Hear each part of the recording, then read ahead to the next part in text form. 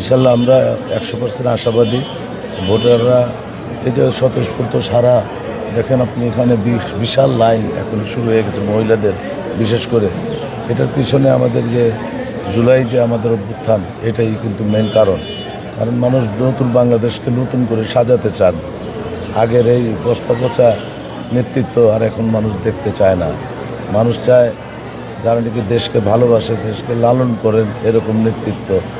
আর আগে যেটা ছিল, প্রথমে যেটা মনে করেন গোলামের মতো একটা, মানে নেতা আর গোলাম, আমরা ওটা চাই না। আমরা চাই তাদের সেবক হইতে।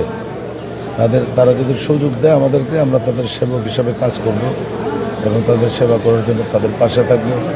তাদের সুখে দুঃখে বিপদে আপদে যে কোনো সময় বন্ধুর মতো পাশে থাকবে। আমি বিশ্বাস করি এই যখন নাকি পাথর মেরে মানুষ মারা হলো, মানুষ অত্র এলাকার মানুষ স্তব্ধ হয়ে গেছিল। আমি সাথে সাথে মৌলভীবাজার ব্যবসায়ী সমিতির সভাপতি সেক্রেটারিকে বললাম, আপনারা ইমিডিয়েট একটা মিটিং ডাকেন। আমার উদ্যোগে কিন্তু সেদিন মিটিং ডেকে আমরা প্রতিবাদ করেছিলাম, যার জন্য মনে করেন এই এতটা তাড়াতাড়ি এই বিচারটা অগ্রসর হয়েছে।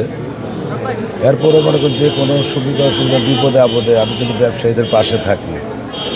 5ই আগস্টের পরে অনেক লুটপাট হত্যাযজ্ঞ হয়েছে, কিন্তু আমাদের এলাকায় আমরা সকল ব্যবসায়ীদেরকে নিয়ে আমরা ঐক্যবদ্ধভাবে এগুলো আপনার নিয়ন্ত্রণ করছি এবং পাহারা দিছি, যাতে কোনো রকম ক্ষতি না হয়।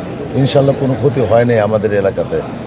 আপনি নির্বাচিত হলে কি করবেন, সংক্ষেপে বলবেন। আমি নির্বাচিত হইলে যেমন সন্ত্রাস, তার চাঁদাবাজ, দুর্নীতিবাজ, মাদক, এগুলি আমি নির্মূল করবো ইনশাল্লাহ।